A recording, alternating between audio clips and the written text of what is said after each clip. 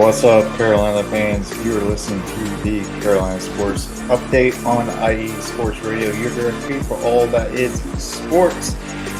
Once again, we got a lot of stuff to talk about today. We'll do a few Carolina Panther updates. We got a little bit to talk about, a little hockey and basketball. And then Charlotte FC was back at it at home with some happy results there.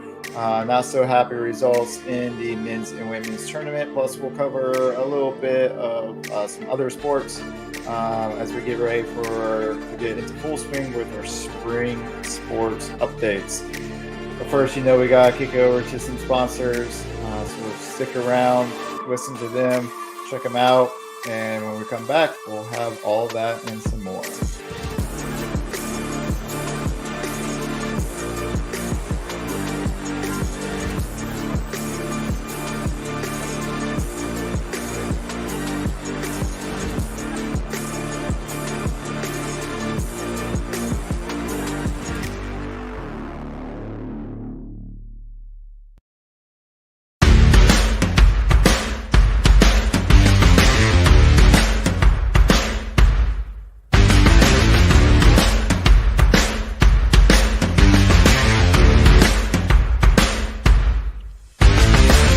IE Sports Radio fans, this show is brought to you by Planet Jerky Premium Brisket Beef Jerky.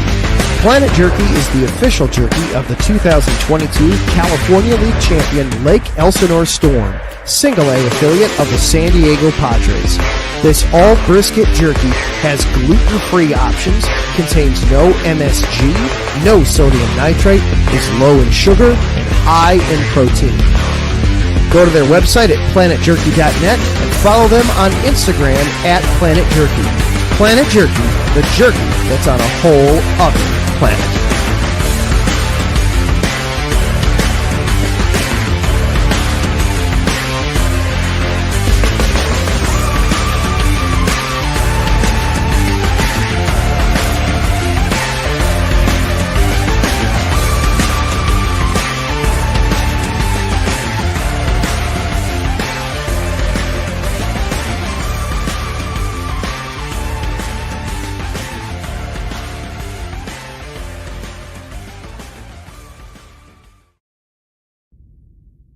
Rise and shine.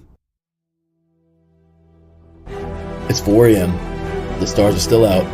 The sun is beneath the horizon, but it's time to punch in and go to work.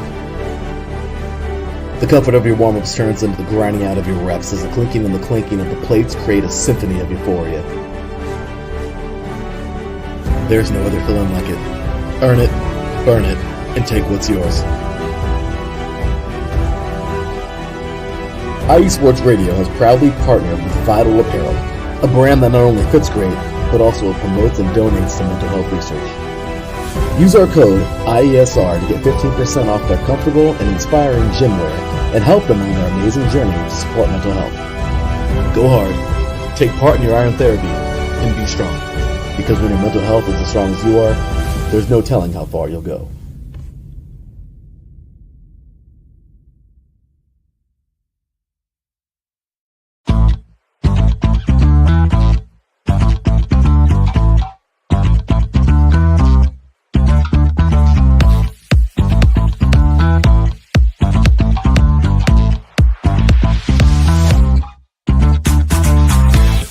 Hey there, IE Sports Radio fans. Be sure to check out our sponsor, Seal the Deal Wax Seals by Cecilia B. You just finished your very own wedding or baby shower invitations and you're looking for that extra special touch? Maybe you just wrote a letter to a relative or a friend and you want to add to their smile when they receive it. Then seal the deal with Cecilia's handmade sealing wax stamps for your invitations, letters, and gifts. You bring the deal, we'll bring the seal. You can find them on Instagram at sealthedeal_wax stamps and on Facebook, Seal the Deal Wax Seals.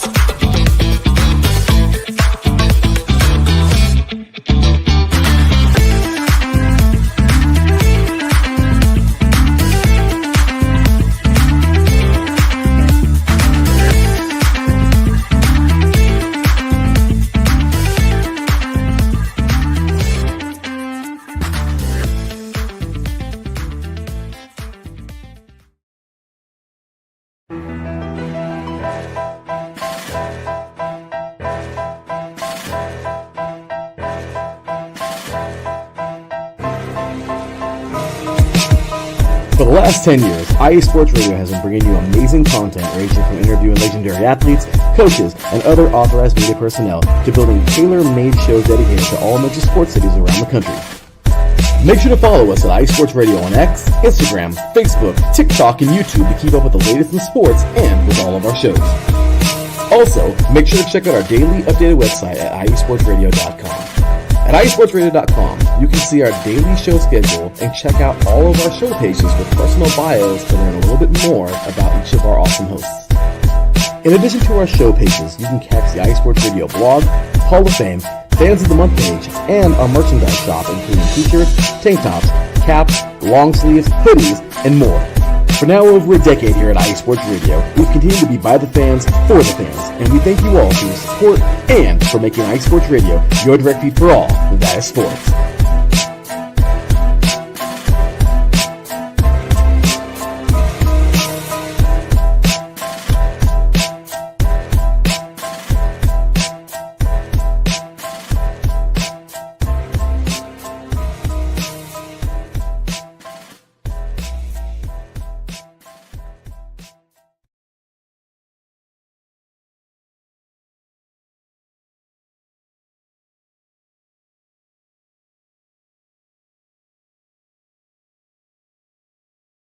Sorry, screwing up my banners there. I might get muted.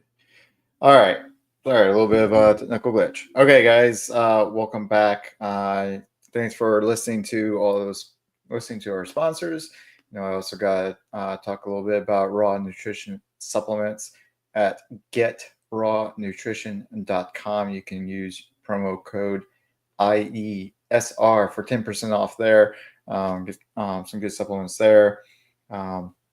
And be able to, hit it and get in the gym and get your workout going on, and start feeling good.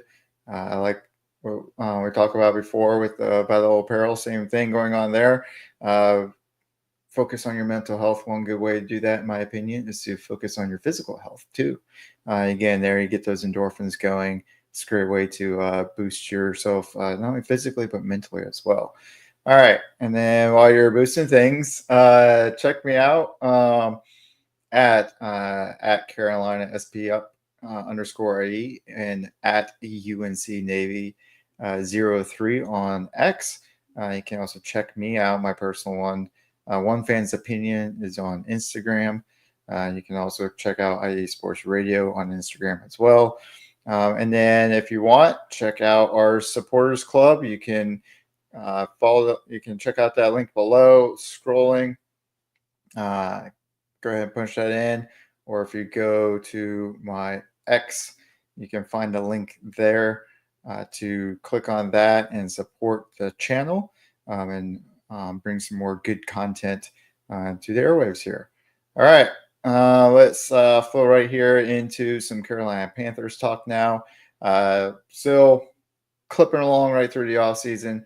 Getting set up for the draft. We're only a couple of weeks away now. April 24th is the big day, of course. And we've got a lot going on. I want to touch a little bit. I've got another mock for you. Last week we did one where basically the first round pick and most of the subsequent picks were focused on defense, but especially that first round pick was a defensive selection. This week, we're going to go a little bit more on the offensive side of the ball. I know we worked a lot on that last year, but just as a thought process, case study of what if the Panthers decide to keep building on offense, get Bryce Young some more help there in the first round. What does that kind of snowball into and lead to down the road as far as some defensive selections and additional offensive selections as well.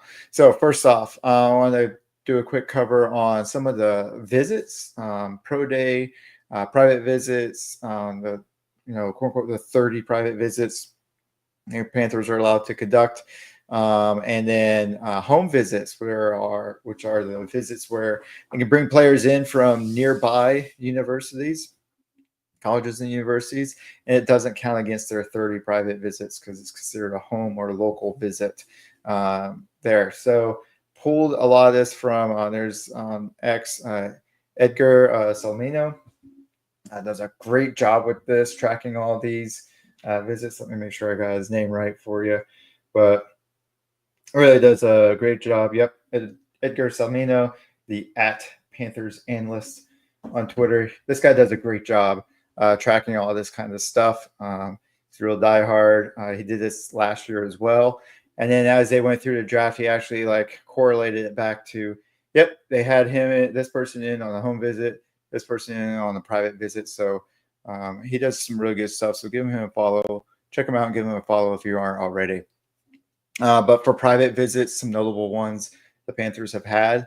This is why we're looking at offense, because they have not foregone that. For defense, one notable private visit, Ted McMillan, again, wide receiver from Arizona. Excuse me. Oh, something. There. Shamar Stewart from Texas A&M.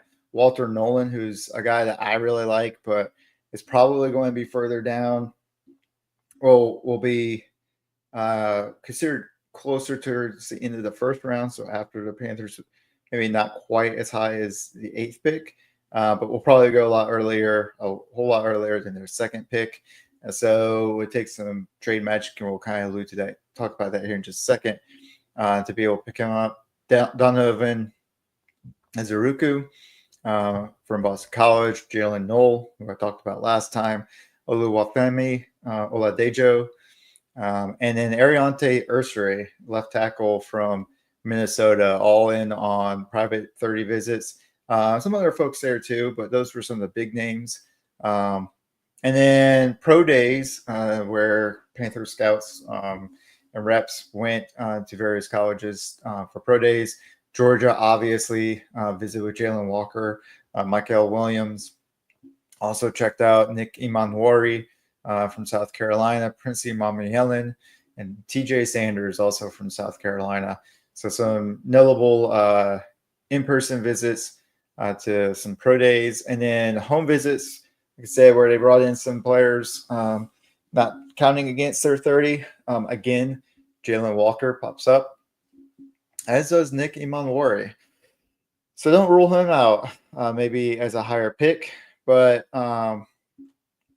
Noble today had in, we mentioned Walter Nolan and the safety from Louisville, whose name I'm forgetting right now, as well as someone else, but kind of potentially signaling the fact that Carolina may actually be getting some offers for that number 8 pick. So which would make people, which make players like Nolan, even Imanwari, factor more into their calculus, I think, for draft day. Because again, those players expected more in the kind of mid to late first round, where obviously Carolina's not picking yet. So, but if they were to trade back from number 8, those guys would definitely be in play. And if they were even able to pick up another 2nd round pick out of doing that, then more than one of those folks would be in play. Something else I noticed looking over Edgar's spreadsheet, a lot of their 2nd and 3rd round picks were in on 30, their 30 private, one of their 30 private visits.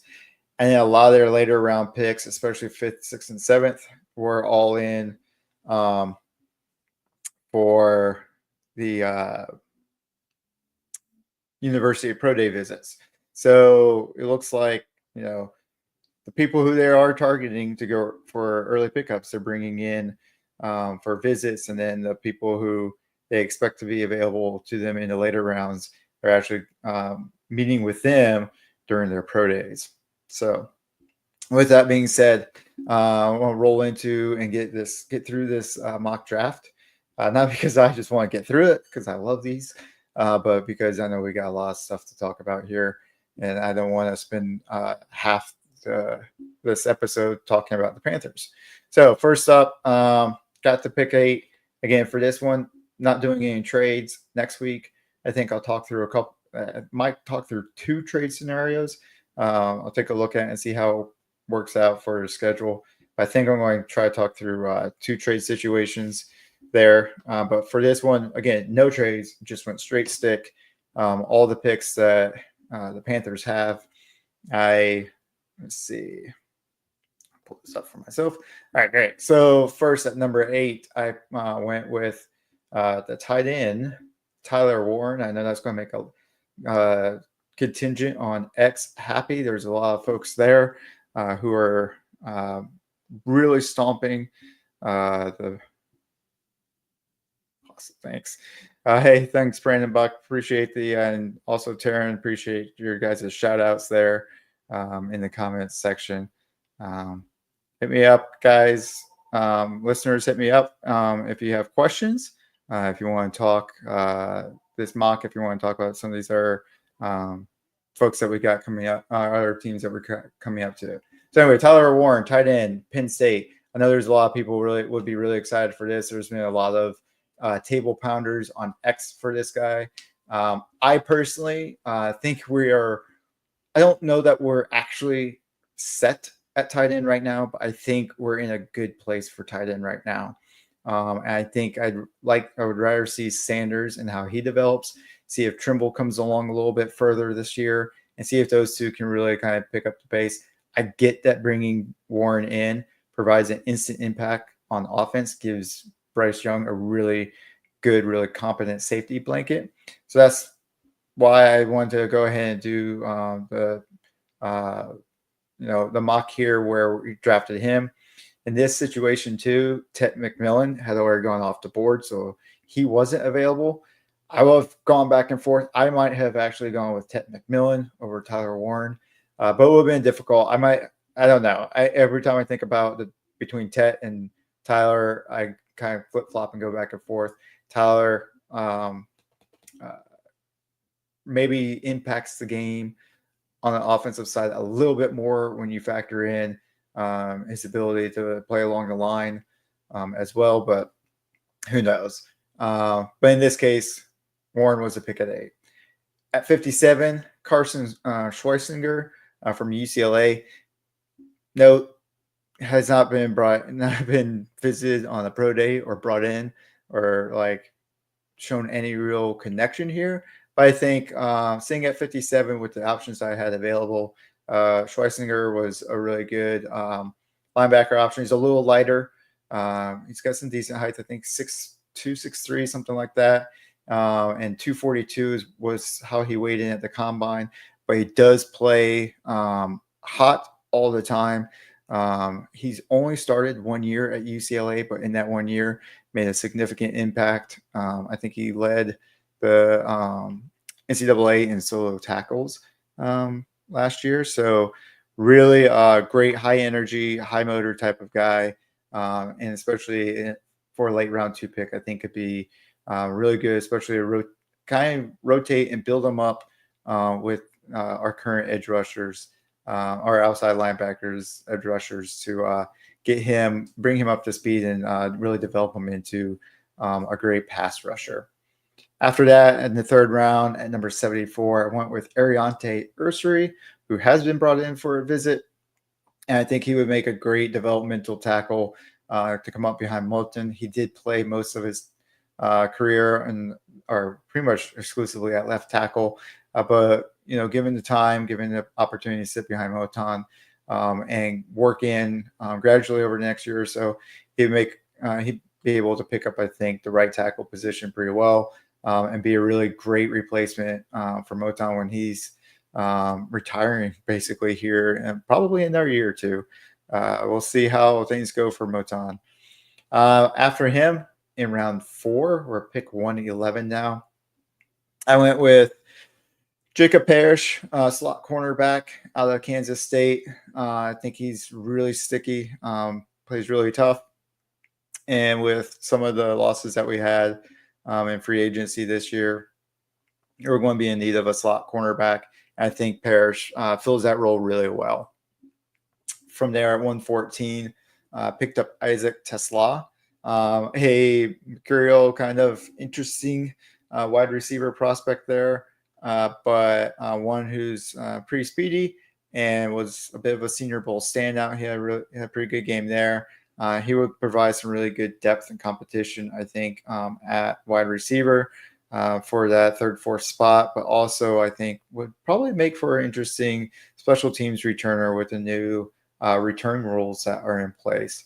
And I followed him up with at 140 in the 5th round with Brashard Smith from SMU, who, if I recall correctly, actually started out as a wide receiver and then got moved to running back, and has only played 1 year at running back and spent most of his time at wide receiver.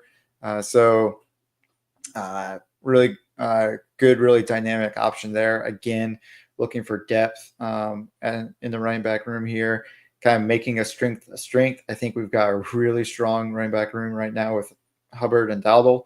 And I think bringing him in would provide a great third rotation.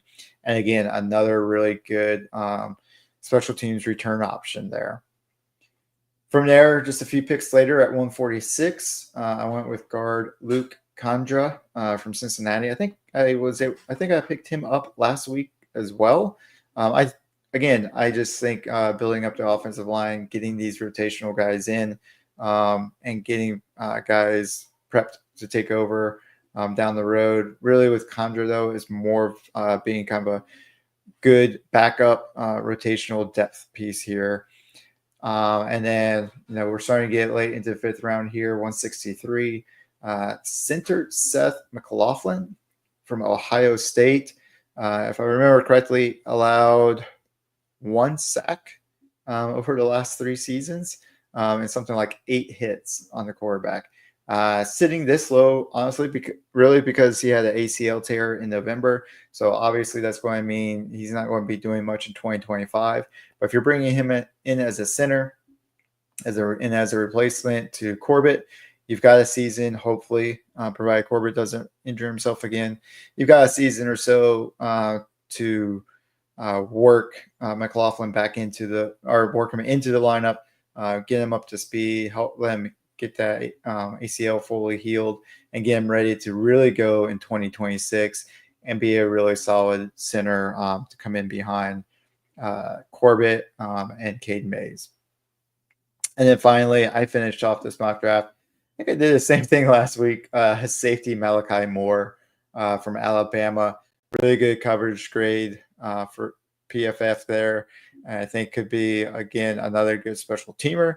And then potentially, if he develops along nicely, be a deep safety opposite Morig, who is more of a box safety who likes to come down and stuff to run. So that was a quick rundown for y'all on what I looked at for more of an offensively inclined mock draft for the Panthers.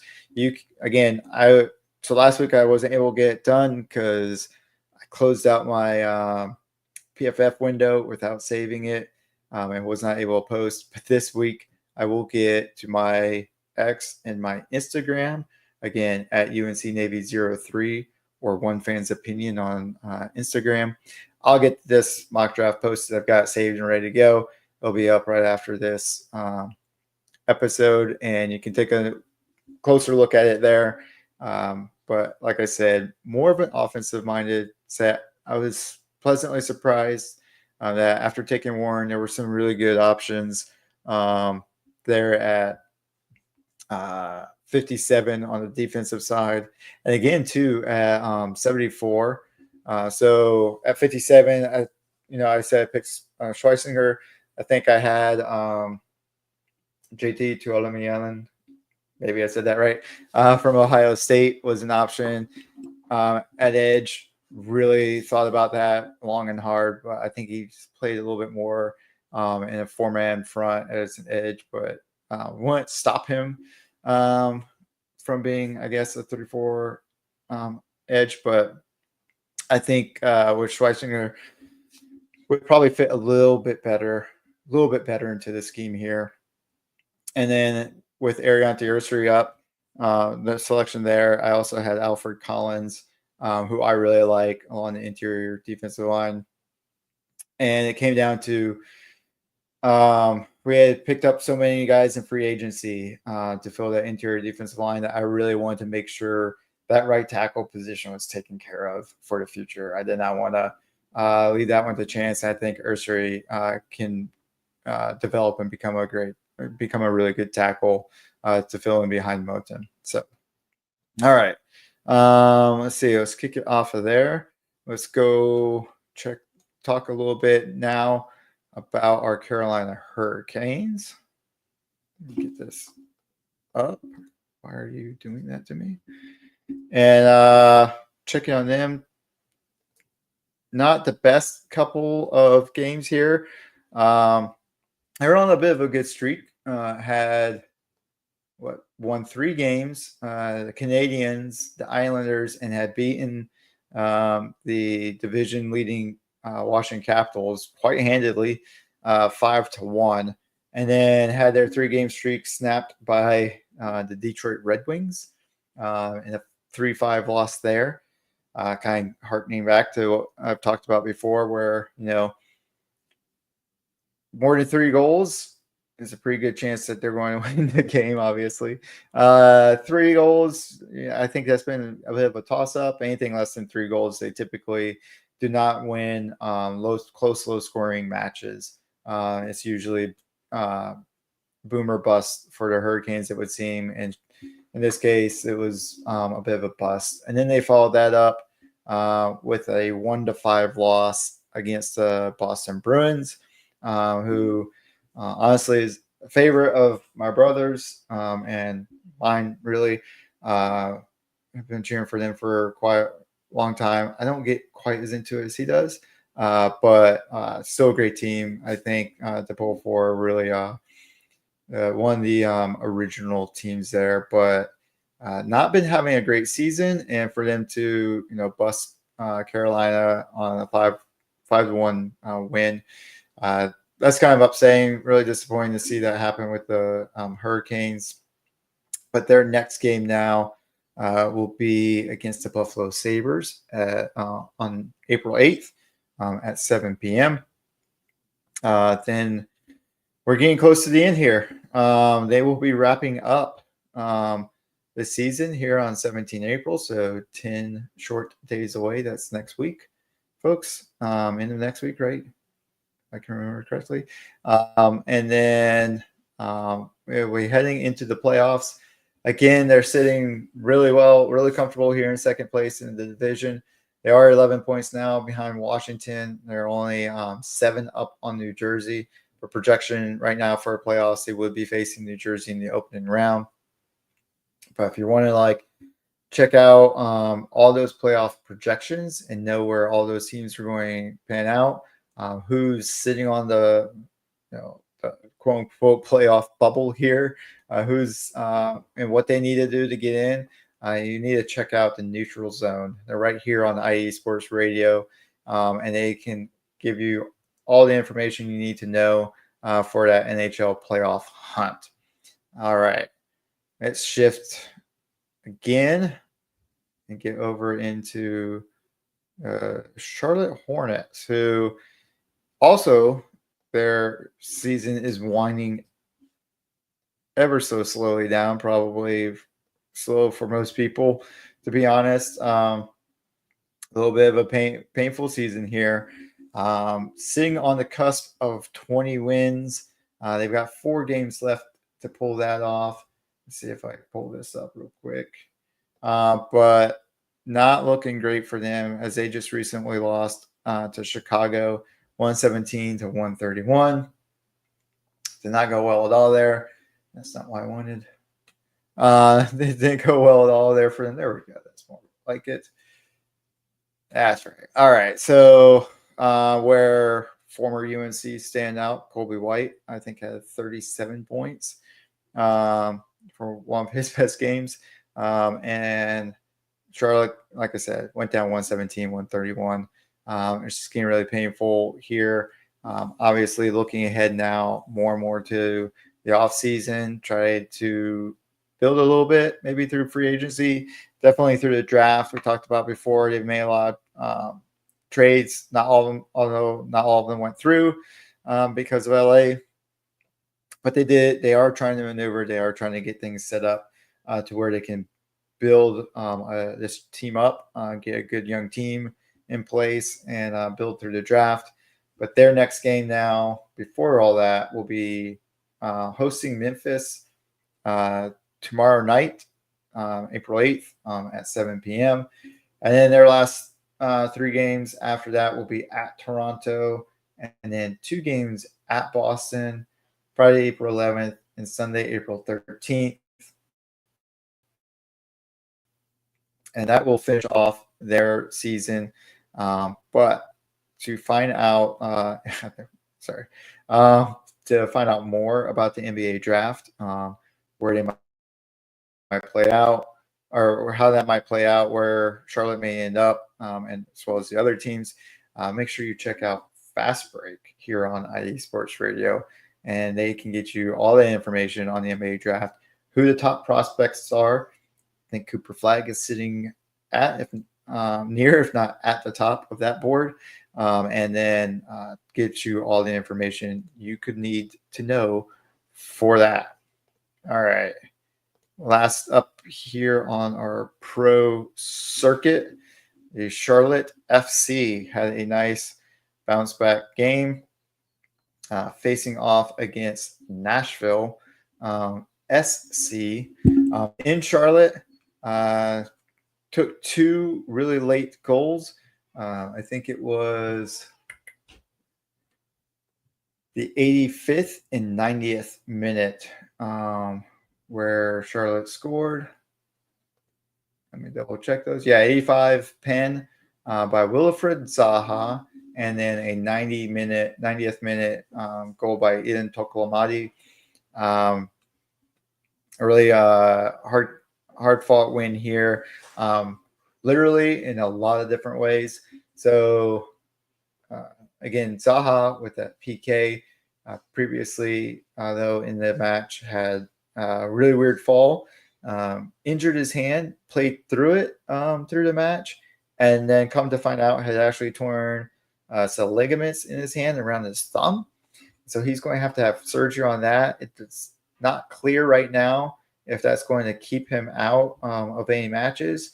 He played through it during this game, so potentially he could keep playing, but we'll see what happens there, and we will definitely keep an eye on that. Make sure you watch us on X. Try to get any updates on that pushed out as soon as possible. But I think it won't be a devastating loss, I don't think, for Charlotte. They've been playing really well all around. But I think a lot of that good play is coming from and like a result of how he's been playing. He has had some really good moments for Charlotte here. Again, he got this PK. That's his second goal of the season. And he's also got an assist from that first goal from that first game as well. So his impact has not been insignificant. It's been doing a lot of what I think they really wanted to see from bringing him in. And you see, as a result, down there in the banner, Charlotte is now 4-0 at home. Not so good on the road. I think we talked about that last week. They're 0-3-1. I think, 0-2-1 on the road. Depending on how you look at it, 2 losses and 1 draw on the road. So he has had a really good impact, I think, especially when it comes to those home games, and really helped to open things up for other players there. Toclamato in particular, Vargas even, Pep Beal for sure has, I think, benefited. And then Westwood as well has benefited from having Zaha there on the left. So losing him, hopefully, if they do, it will only be a short amount of time, and they'll be able to get him back in pretty quickly, so they can continue their push to stay at the top of the standings here. They are sitting 4th in the Eastern Conference. They are number 9 in ESPN's power rankings, which is weird because I think they were 8th last week after losing to Colorado and then winning late against Nashville. They've actually dropped a spot. Another note from this game, Walker Zimmerman, defender for Nashville, was released from the hospital following a head injury. He suffered from a Kerwin Vargas bicycle kick. So Vargas just trying to make a play on the ball, get that goal in, and unfortunately, Zimmerman, who by reading through it, really strong competitor, really willing to get out there and kind of lay his body on the line. Did so this time. Went to try to head the ball out of the box and took the kick to his head. They were able to keep him stable, tend to him right away there on the pitch, and then took him to the hospital. But he was subsequently released and should by what I've read be able to recover just fine. So good news there. Never want to see another player go down like that, especially not even for an opposing team. You never want to see that kind of thing happen. And before we hit our first break, I do want to give one more quick shout out here, again to the Haas, Charlotte-based Haas Formula One team. Just had the Japanese Grand Prix this weekend. Most boring race I've ever watched, I think. And I love Formula One. I always feel like I have to defend it from this kind of stuff, but it was hard to defend this one. It was an incredibly boring race, and but Haas, despite how unthrilling it was, Haas was able to pull out a point with a 10th place finish. The rookie Oliver Behrman qualified 10th, so started the race 10th and finished 10th. If that tells you anything about the content of the race, but if you really want to know, then I would say go over and listen to the Extra Mile again here on IE Sports Radio. They have an in-depth look. They should have a nice look at the Japanese Grand Prix and any other racing that you are interested in. All right, with that, I'm going to get over to a few more of our show drops, and after that, we will get into some college hoops talk.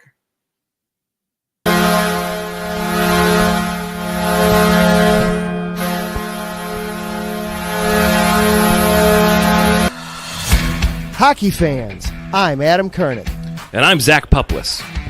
Together, we are the newest version of Hockey Talk on IE Sports Radio, The Neutral Zone. Zone.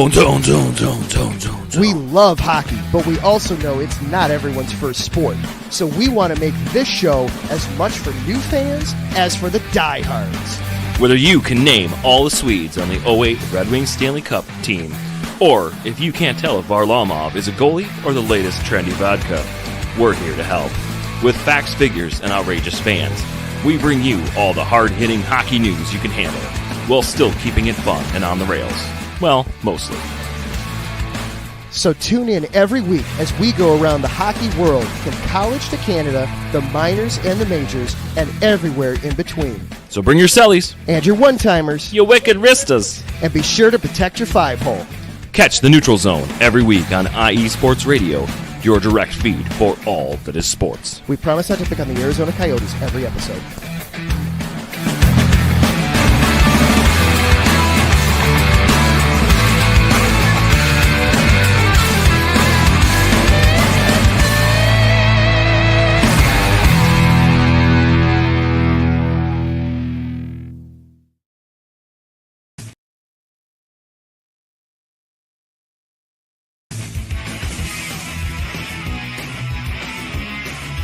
Hello, everyone. My name is Daryl Kinsey Jr., and I'm welcoming you to take another lap with the fastest show on IE Sports Radio. Yes, this is the Extra Mile with me and my co-hosts Christopher Lehman and Michael Ward. We talk everything racing from NASCAR to IndyCar to Formula One to limited hydroplanes, endurance racing, the NHRA, and more. So come join us for an hour of great racing talk and a lot of fun as well on the Extra Mile Thursdays at 8 p.m. only on IE Sports Radio, your direct feed for all that is sports.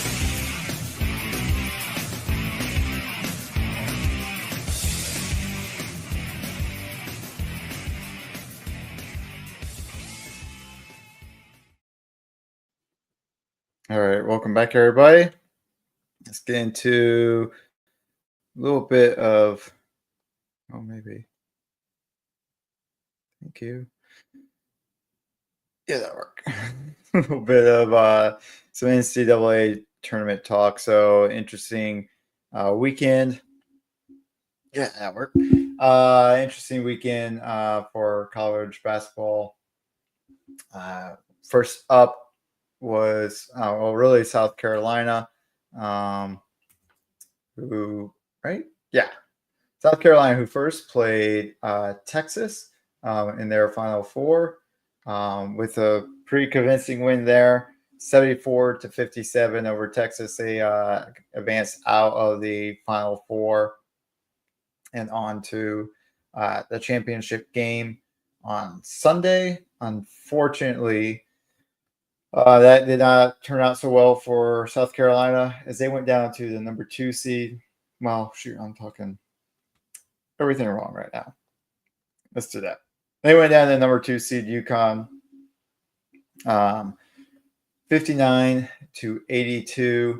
UConn just came in ready to kind of dominate this game and take it the whole way. It was, pretty close through the first quarter, even halfway through the second quarter, but then UConn just started to overpower, I think, South Carolina, pulled away, had a double-digit lead by halftime, and then really in the third quarter and the fourth quarter in particular, UConn just opened up that fourth quarter with a huge offensive flurry and to open up the lead to almost 30 points.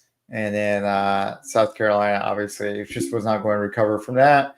And UConn with an emphatic win here. So now they're back, it looks like. But South Carolina Gamecocks really played hard.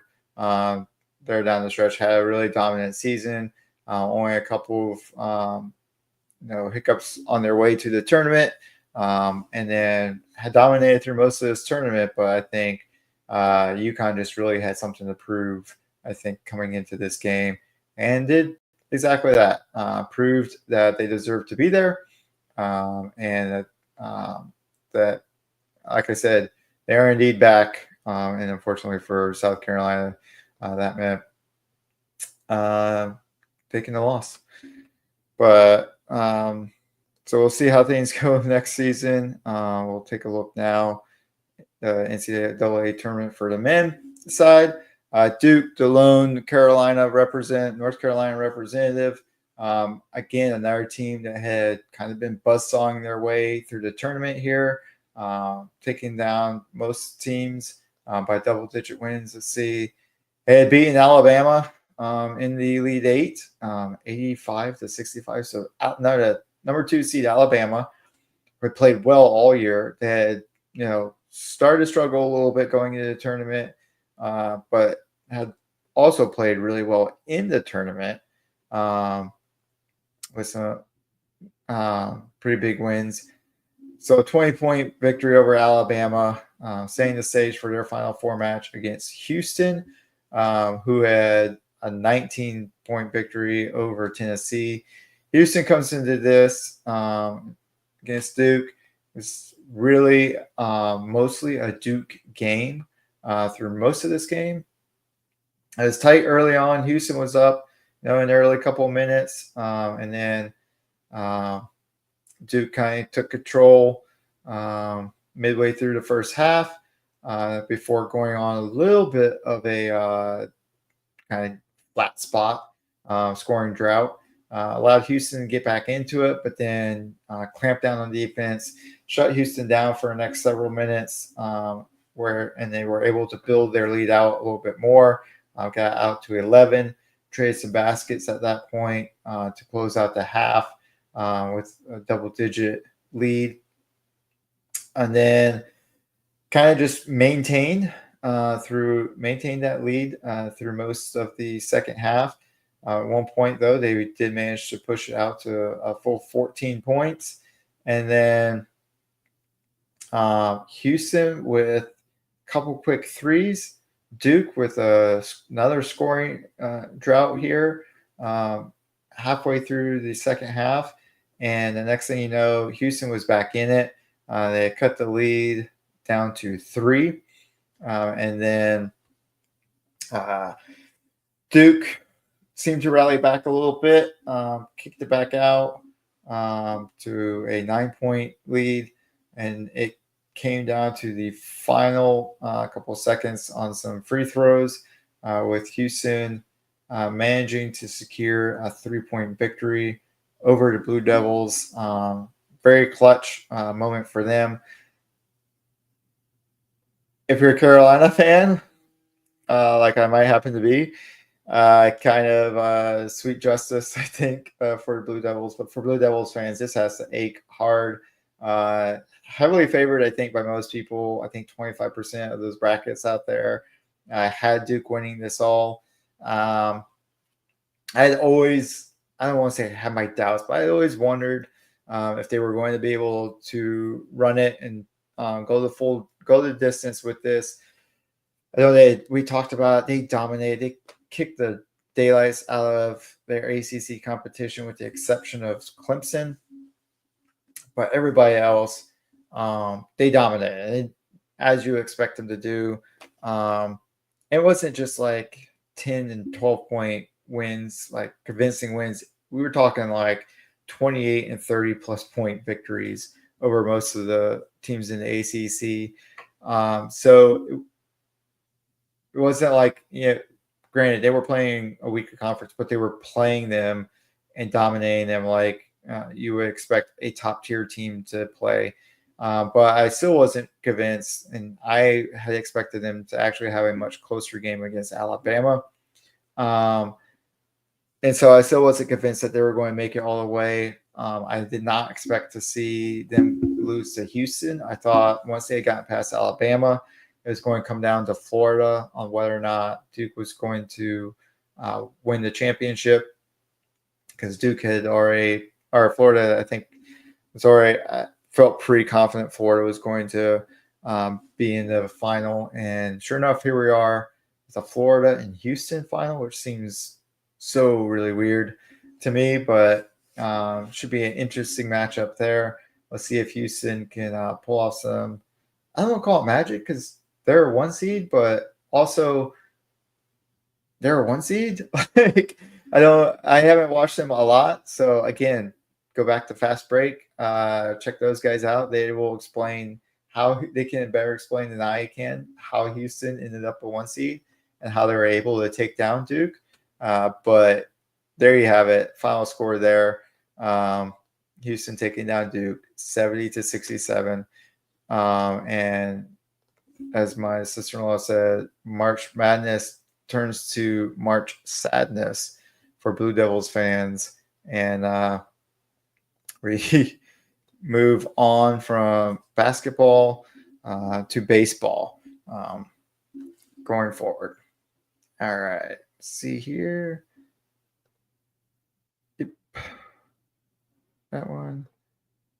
I'm actually going to kick one more drop break, and then we'll get back and we'll talk baseball and softball after this.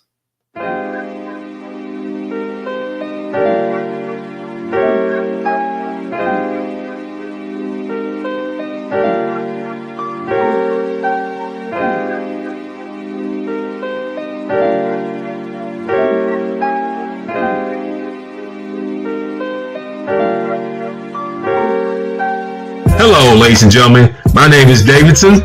It's your boy, Dentarius Lava. And we are the hosts of Fast Break here on IE Sports Radio, where we discuss everything in the world of basketball from prep to the pros. You guys should definitely check us out, man. Sunday, 8 p.m. Eastern, 5 p.m. Pacific. We got all the basketball information you guys need. So we look forward to you guys listening in. And please do, because we are the best basketball show on this side of the Mississippi. And please do check us out on Twitter at FastBreakISR. D-Lock, where's our time again? 8 p.m. Eastern, 5 p.m. Pacific. That gives you guys plenty of time on a Sunday. Tune in.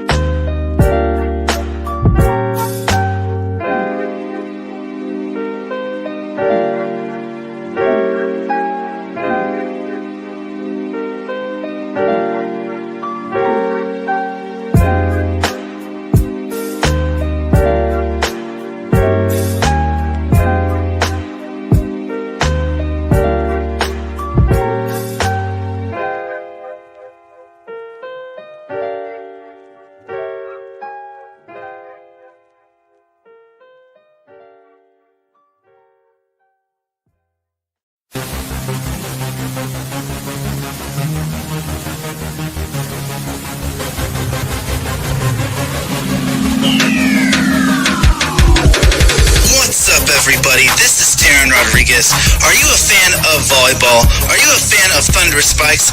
Then I have the show for you, Set Point, where I cover NCAA men's and women's volleyball, high school boys and girls volleyball, beach volleyball, and even professional volleyball. Catch the action every week here on IE Sports Radio, your direct feed for all that is sports.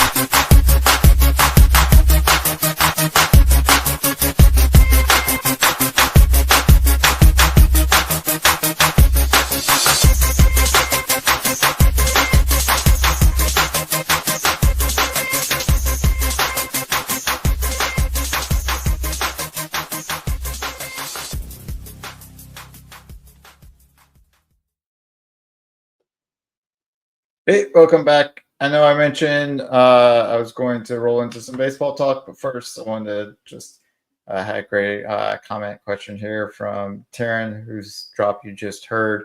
But this how is Duke losing to Houston an upset? So in my opinion, this is kind of where what I meant by this was you look at who was expected, who was favored to win the championship.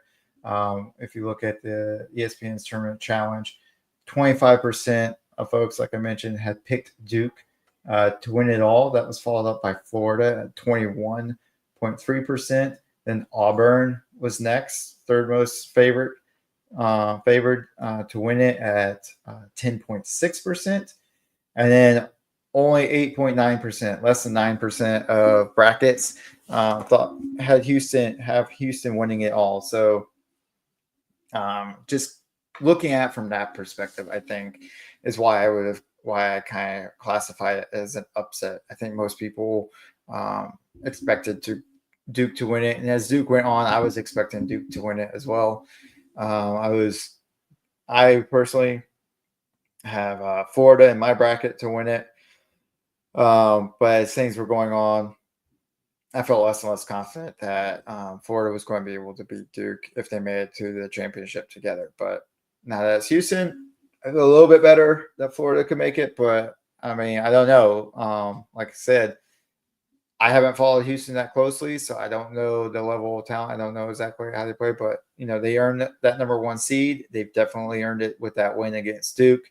And so expect to see a great championship game here against Florida, who have been playing really strong and really well down the stretch here. So that's kind of what I meant, Turn, when I view this as an upset, especially when you consider the fact that Duke was up by as much as 14 with I think it was 10 minutes remaining in the game, and Houston had to come back to earn that win.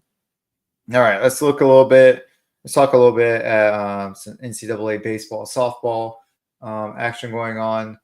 Looking at the the baseball top 25.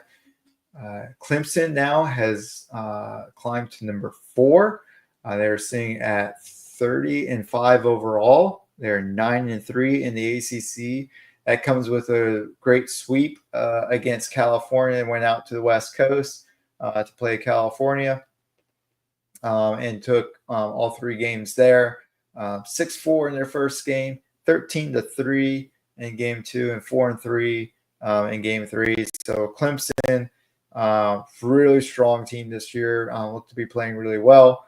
Their next up will be Wednesday night against Gardner-Webb for a one-off, and then they will host Stanford for a 3-game series. There in Clemson, so that should be a pretty good series to look forward to there. Next up, UNC has been holding steady. They sit at number 16 in the top 25. They're 24-8 now. Overall, they've worked their way up to 8-7 in the ACC. And this is following a 2-1 series win against Duke. There in Boschhammer Stadium in Chapel Hill. First game, they took 4-3. I think that was also a game where there was had an amazing double play, and then lost their second game 9-5 or 5-9 to Blue Devils, and then went into extra innings. I think into the 11th inning. It took them to beat Duke 8-7 for Game 3. So that's good enough to bump UNC up to that 8-7 winning record in the ACC. Their next game up will be in Elon, at Elon, and then they will host Wake Forest in Chapel Hill this coming weekend, Thursday through Saturday. Should be a lot of fun. That Boschhammer Stadium, I think, is really nice. It's small, it's a small college stadium, but it's nestled back there, kind of in a little nook on campus. Great trees and stuff around, a little bit of a forest going on behind it. So just really quiet, really peaceful. Great place to spend a summer evening. Just talking from experience there. All right, and then finally, to round out our top 25 baseball teams, Coastal Carolina still holding steady. They're sitting at number 21. Right, we don't have anybody else. Yep, they're sitting at 21. They have a 23-9 record, and 8-4 in the Sun Belt. They just completed a 2-1 series win against Arkansas State, who they hosted. Their first 2 games won by an identical score of 4-1. Before losing to them in Game 3, 0-2 to a score of 0-2. They are next up. They will be at Wilmington to play UNC Wilmington. So, tough game. That'll be a tough game there. I think UNC Wilmington has some really good wins, some surprising wins. And then after that, they'll travel to Atlanta this weekend to play Georgia State there. So, some good baseball action coming up in the Carolinas on the college side of things. I didn't get a chance to look it up. I do want to start talking more about the Charlotte Knights, who are playing well. I might actually try to get this looked up while I talk about some of this other stuff. I should have done it during the break, but I completely forgot. Been running around all day. But the Charlotte Knights, have been playing really well to start the season. They have talk about like nice stadiums. They have got some really nice stadiums there. Or they got some really nice. They have got a really nice stadium there in downtown Charlotte. And yeah, I would definitely love to be able to get up there myself to check that out one day here soon. But let's see if I can get this stupid record, man. This page is not giving me what I want.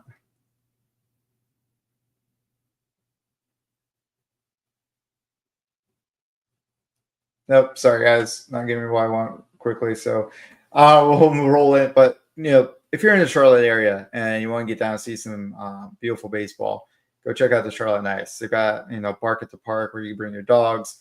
They got other specials that they run every most games. And again, you get this Charlotte skyline there in the background. It makes for a beautiful scene there. And you, again, see some really good baseball. They're playing really strong. All right, and then we'll wrap it up here with a quick rundown of softball. Some strong teams playing per usual for the Carolina. South Carolina now sitting at number 6 in the nation. They go 30-8, still even 6-6 in the SEC after a 2-1 series win against Ole Miss. First game was 1-0. Then they lost 1-2, and then came back and won the last game 4-2. Their next matchup will be a midweek one-off against Charleston Southern. They're at USC. And then they will follow that up with a 3-game stint against Arkansas next weekend in Fayetteville, Arkansas. So looking forward to see how that goes. And then Duke, now sitting at number 16. They are reloading my page, and McAfee doesn't like it for some reason. I was sitting on the page. I was scrolling up, and McAfee just clicked and said, "This is a suspicious page." Really weird.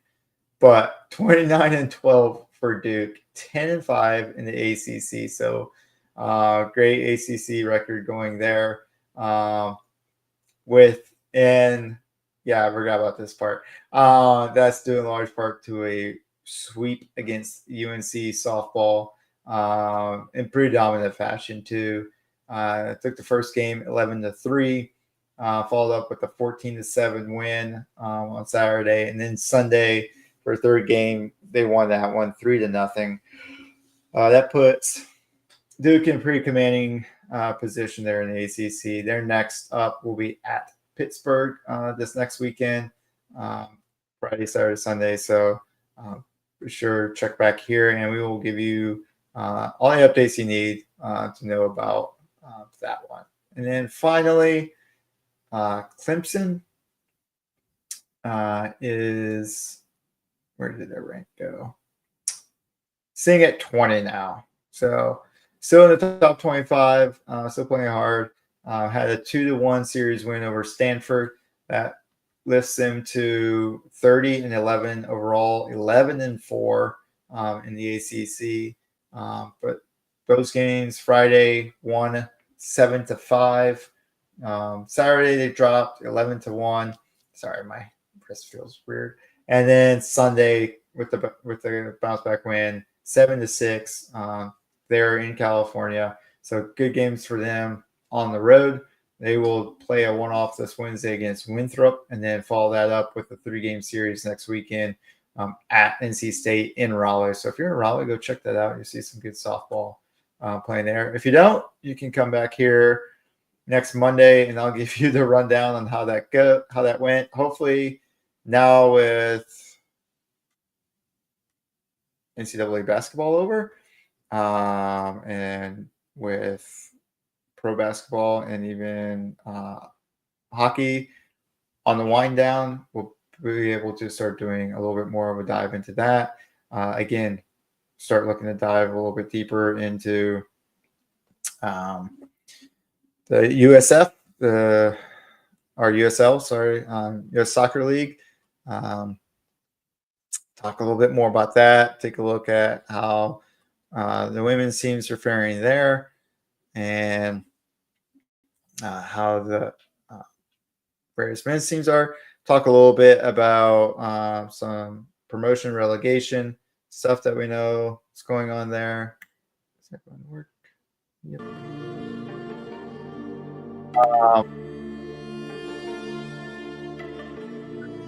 And we'll be able to get a little bit deeper in some of these other sports that we've just been hitting the highlights on.